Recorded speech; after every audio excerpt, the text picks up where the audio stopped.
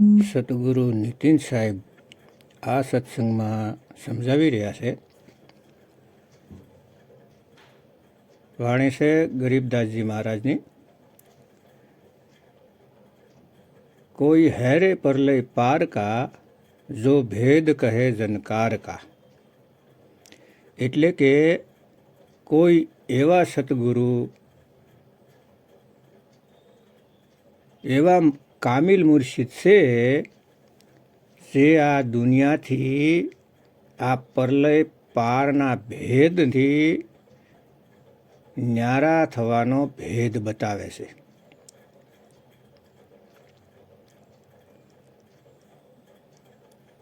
પરલય પાર એટલે જન્મ મરણની પારની અવસ્થા વિશે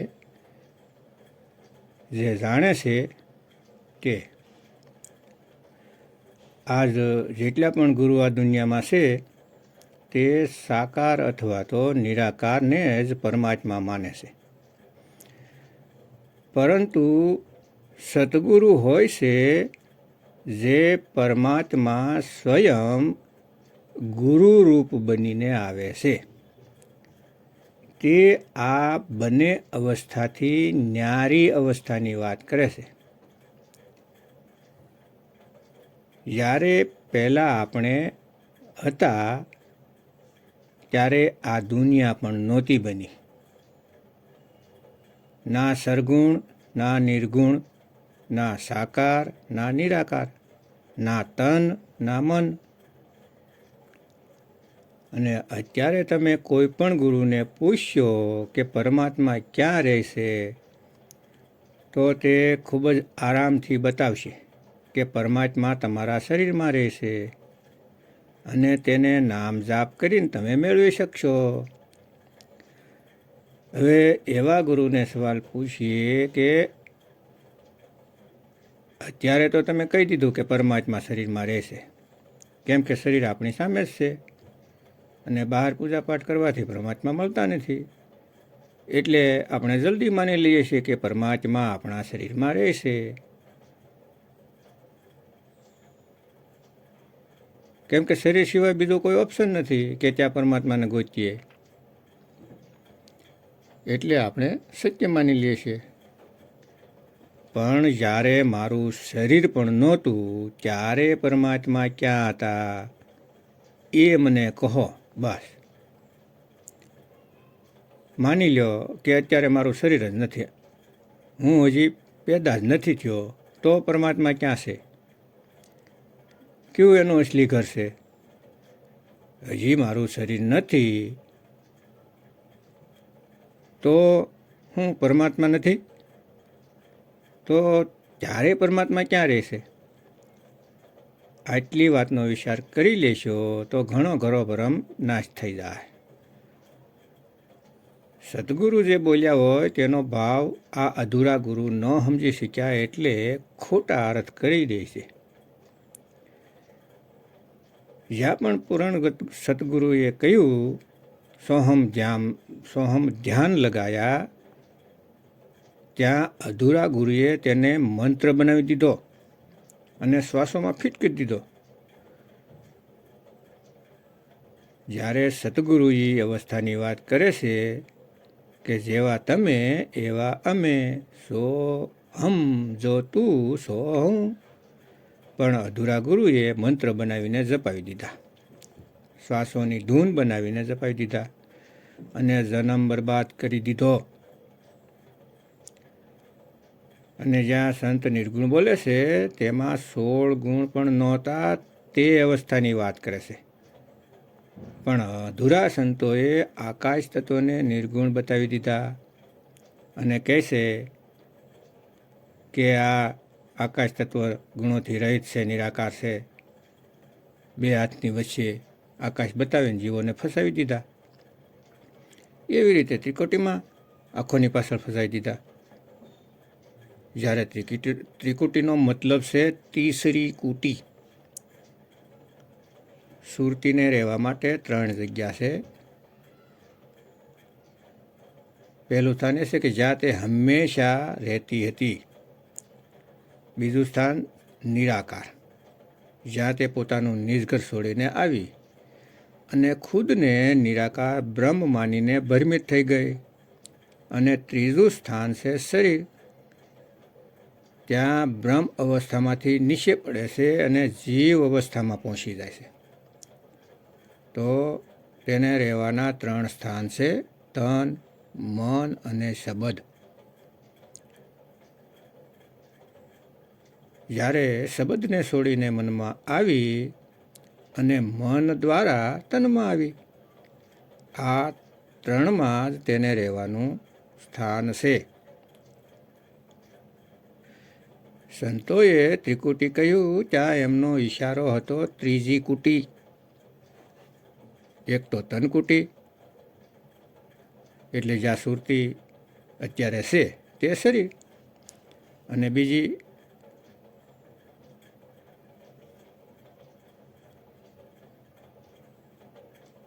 ભક્તિ કરીને જીવ બ્રહ્મ અવસ્થામાં મેળવે છે તે કુટી, તેને નિરાકાર કહેવાય છે, જે બીજી કુટી છે. આ કુટીને છોડીને જ્યારે નિજધામ પહોંચે છે, પોતાના નિજ સ્વરૂપમાં પહોંચે છે, તો તેને ત્રિકુટી કહેવાય છે. પણ અધૂરા સંતોએ ઈંગલા પિંગલા સુષમણાને ત્રિકુટી કહી દીધી, એટલે જીવ ભ્રમિત થઈને ત્રિકુટીમાં ધ્યાન લગાવવા લાગે છે. કબીર સાહેબની કાળ ભગવાનની સાથે વાર્તાલાપમાં કહે છે કે હું જીવોને બચાવવા માટે દુનિયામાં આવીને અકાલ પુરુષનું નામ આપીશ. કબીર સાહેબ એમ કહે છે કાળને પરમાત્માનું નામ આપીશ, તો કાળ કહે છે કે હું પણ નામ આપીશ.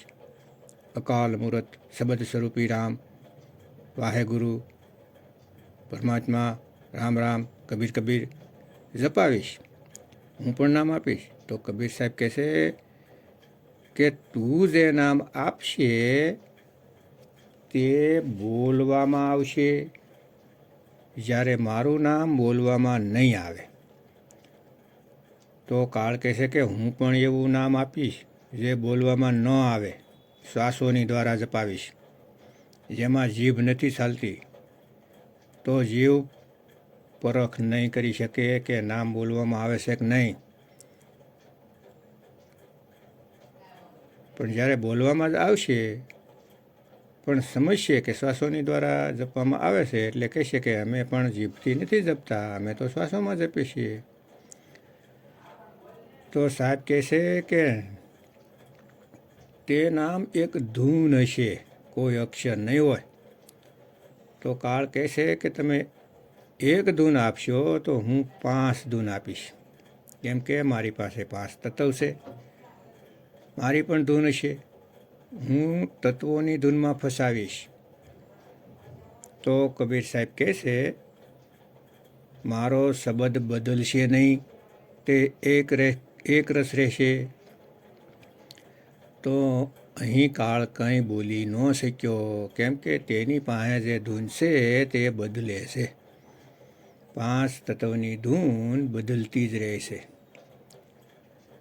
તો ત્યારે કાળ કહેશે કે મહારાજ એવું કયું નામ છે, એવો કયો શબ્દ છે, એ મને પણ બતાવો, હું પણ જીવોને પાર થવામાં મદદ કરી શકું. ત્યારે કબીર સાહેબ સાફ મના કરી દે છે કે તે નામ તને ક્યારેય નહીં મળી શકે.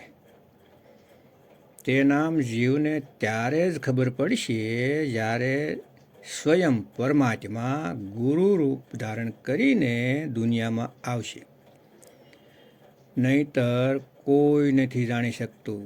એટલે કબીર સાહેબ જીવને જગાડવા માટે કહેશે જાપ મરે અજપા મરે અનહદ ભી મર જાય, સુરત સમાઈ શબ્દમાં વાકો કાળ ન ખાય. કાળ દ્વારા સલાવેલા બધા નામ ખુલ્લા પડી જાય, આખી દુનિયાને ખબર પડી જાય કે કયું નામ સાચું નથી, જેનો નાશ થઈ જાય છે.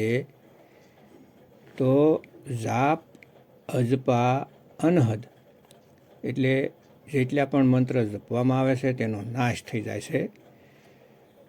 જેટલા પણ મંત્ર શ્વાસો દ્વારા જપવામાં આવે છે તે શ્વાસોનો નાશ થાય છે, તો મંત્રનો પણ નાશ થઈ જાય છે. અને કાન બંધ કરીને જે પાંચ તત્વની પાંચ ધૂન સાંભળે છે તે તત્વ ખતમ થવાથી પાંચ તત્વની પાંચ ધૂન પણ ખતમ થઈ જાય છે. જાપ મરે, અજપા મરે, અનહદ ભી મર જાય. સુરત સમાઈ શબ્દમાં એ કયો શબ્દ છે? તે ગુપ્ત સાર શબ્દ છે, જેનો ક્યારેય અંત નથી થતો, જે નિરંતર ચાલે છે.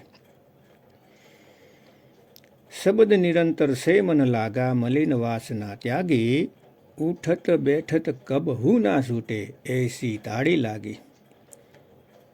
તે શબ્દની સાથે જ્યારે તમારી સુરતી જોડાઈ જાય છે તો તમે તે મુક્ત અવસ્થામાં તે ત્રિકુટી એટલે કે ત્રીજા ધામમાં પહોંચી જાવ છો, જેના માટે બોલે છે જીવ, શિવ અને પીવ.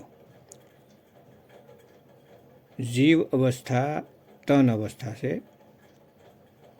અને શિવ અવસ્થા બ્રહ્મ અવસ્થા નિરાકાર અવસ્થા હોય છે, અને પીવ અવસ્થા જે ની તત્વ ની અક્ષર શબ્દ અવસ્થા હોય છે, શબ્દ ગુરુની અવસ્થા હોય છે. અને તે જીવ અને શિવને છોડીને હંમેશાને માટે પીવ અવસ્થામાં જઈને પીવની જેમ મુક્ત થઈ જાય છે. આ અવસ્થાને નિર્ગુણ અવસ્થા બોલે છે, એટલે કે ત્યાં કોઈ ગુણ નથી. 16 પુત્ર એટલે 16 ગુણ નથી, તે ગુણાતીત અવસ્થા છે. તે અવસ્થાને આ 3 લોકથી કાંઈ લેવા દેવા નથી. પણ અધૂરા ગુરુ નિર્ગુણ અવસ્થાને કણકણમાં વ્યાપ્ત નિર્ગુણ નિરાકાર કહે છે, જે પાણી, હવા, અગ્નિમાં બધામાં છે. તેને નિર્ગુણ બતાવીને જીવને ફસાવી દે છે. જ્યારે જ્યાં કોઈ ગુણ ન હોય તેને નિર્ગુણ કહેવાય છે, કેમ કે જ્યાં ગુણ છે ત્યાં અવગુણ પણ છે. એટલે બંનેથી પાર ગુણાતીત અવસ્થાને નિર્ગુણ અવસ્થા કહેવાય છે. આગળ વાણીમાં કહેશે, વારહી ગોરખ, વારહી દત્ત, વારહી ધ્રુવ, પ્રહલાદ અરથ, વારહી સુખદેવ, વારહી વ્યાસ, વારહી પારાસુર પ્રકાશ, વારહી દુર્વાસા દરવેશ, વારહી નારદ શારદ શેષ.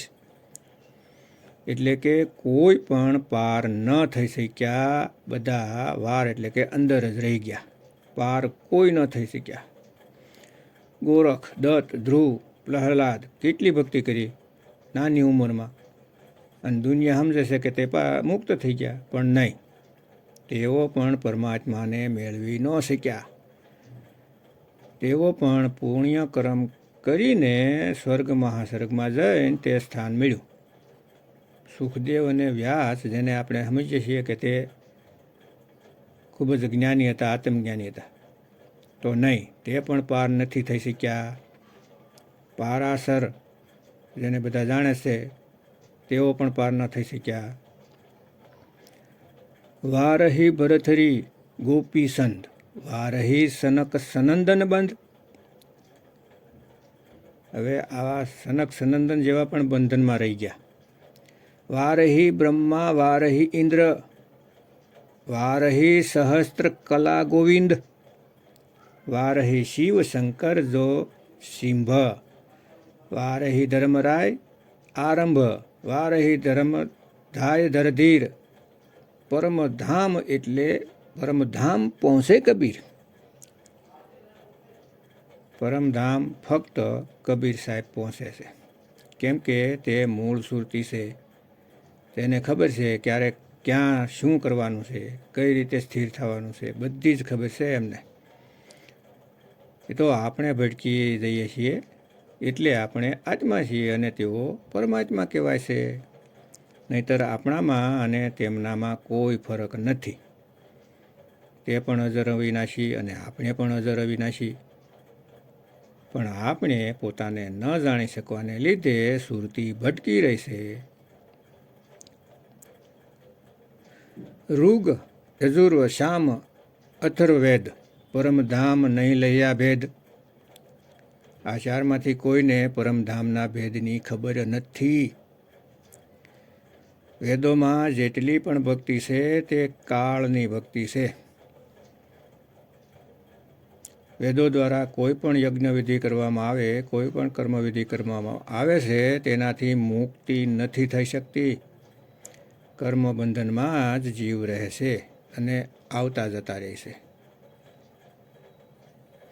અલલ પંખ અગાધ ભેવ, જૈસે કુંજી સુરતી શિવ. જ્યારે તે શબ્દ મળે છે, વિહંગમ ચાલ મળે છે, તો અલલ પંખ તે સતગુરુ પાંખ આપી દે છે જીવને, સુરતીને, કે સીધી ઉડીને પોતાના મૂળમાં હમાય છે, પોતાના પરમાત્માની પાસે પહોંચે છે. કોઈ ભૂમિ પાર કરીને એક છોડીને બીજી ત્રીજી એવું નથી હોતું ભાઈ. પક્ષી ઉડે છે તો એક જ ભૂમિ અને એક જ આકાશ. એવું નથી કે પહેલાં એક પહાડ પર જાય પછી બીજા પહાડ પર જશે. અરે ભાઈ, જીવથી સીધી પીવમાં જાય છે, નહીં કે જીવથી શિવમાં. તો ભરમજાળમાંથી બહાર નીકળો. અલલ પંખ અગાધ ભેવ, જૈસે કુંજી સુરતી શેવ. જેમ કે સુરતીને સાવી મળી ગઈ, ત્યાં પહોંચવા માટે તાળા ખોલીને સુરતી સીધી પોતાના મૂળમાં જાય છે.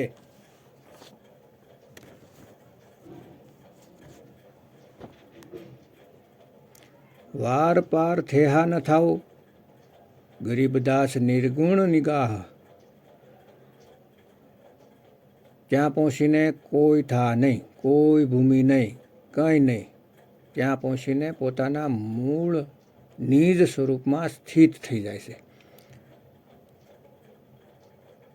અને નિર્ગુણ થઈ જાય છે. નિર્ગુણ એટલે હોળ ગુણ, હોળ પુત્ર જે પેદા કર્યા હતા તેની પહેલાંની અવસ્થા જે હતી ત્યાં પહોંચી જાય છે અને હંમેશાને માટે ગુણ અવગુણથી ન્યારી થઈ જાય છે. એ ત્યારે જ થઈ શકે જ્યારે કબીર સાહેબનો વિહંગમ યોગ મળે છે, જેમાં કોઈ પણ દેવી દેવતાની કે કોઈ પણ શકરોની સાધનાની કોઈ જરૂર રહેતી નથી. સીધી સુરતીને પોતાના મૂળ સ્વરૂપમાં લગાવવામાં આવે છે. જ્યારે એવા ભેદી ગુરુ જીવનમાં આવે છે ત્યારે આ અવસ્થા મળે છે. નહીતર ગમે તેટલી કોશિશ કરો, શકરોની સાધના કરો, તમે આ ભૂમિના ચક્કરમાં જ ફસાયેલા રહેશો, ક્યારેય પાર નહીં થઈ શકો. કેમ કે પાર થવા માટે ફક્ત ને ફક્ત આત્મ સાધના જ મદદ કરી શકે છે, બીજું કોઈ નહીં. ફક્ત અચલ અડોલ આત્મા જ તમારી સુરતીને એકાગ્રતા આપી શકે છે, તેને સ્થિર કરી શકે છે.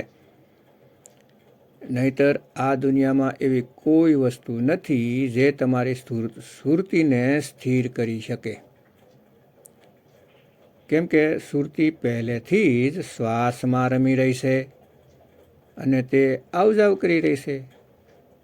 શ્વાસો દ્વારા જ એક શરીરથી બીજા શરીરમાં જાય છે અને શ્વાસો દ્વારા જ આ જીવ બંધનમાં ફસાયેલ છે.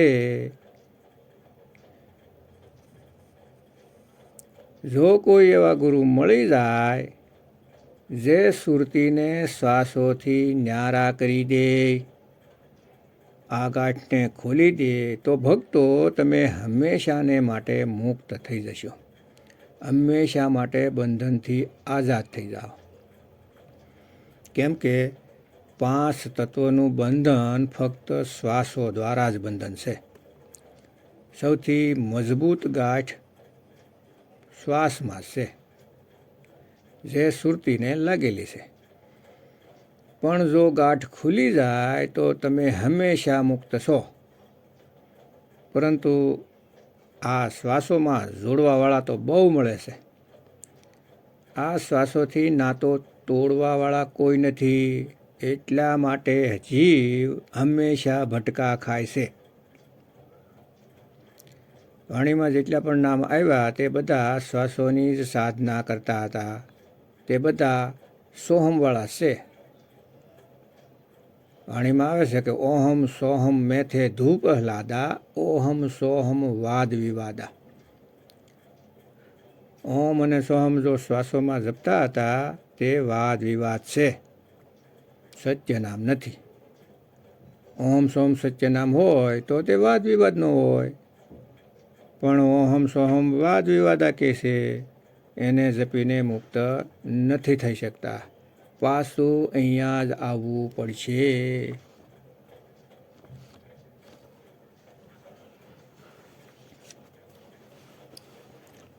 મન પર બોધ હું હરિ કે નાય, 10 દિશી ધાવત આવે થાય. તા કહો વિઘન ન લાગે કોઈ, જાકે હદે વસે હરિ સોઈ. કલિતાતી ઠાઢા કરી નાઓ, સિમર સિમર સદા સુખ પાઓ. ભવ બિનસે પૂરન હોય આસ, ભક્તિ ભાઈ આતમ પ્રગાસ. તીત ધરી જાઉ બસે વિનાશી, કહો નાનક કાટી જંફાશી. તત વિચારી કહેજન સાચા, જન્મે મરે સો કાસો કાચા. આવા ગમન મીતે પ્રભુ સેવ, આપો ત્યાગી શરણન ગુરુદેવ. એવું રતન જન્મ કા હોય ઉધારું, હરિ હરિ સિમરીએ પ્રાણ આધારું. તો તે હરિ શબ્દ રૂપી નામને સમરીને આ જીવનને મુક્ત કરવાનું છે. સતગુરુ નીતિન સાહેબના સત્સંગ સાંભળો. યુટ્યુબમાં કહત કબીર સુનોભાઈ સાધો, ક્રમવાઇઝ વારંવાર સાંભળો ને વિવેક જગાવો, પોતાના જીવનું કલ્યાણ કરો. જય ગુરુ નીતિન સાહેબ, જય ગુરુ મદનપતિ સાહેબ, જય જય મુક્તિના દાતા કબીર સાહેબની જય.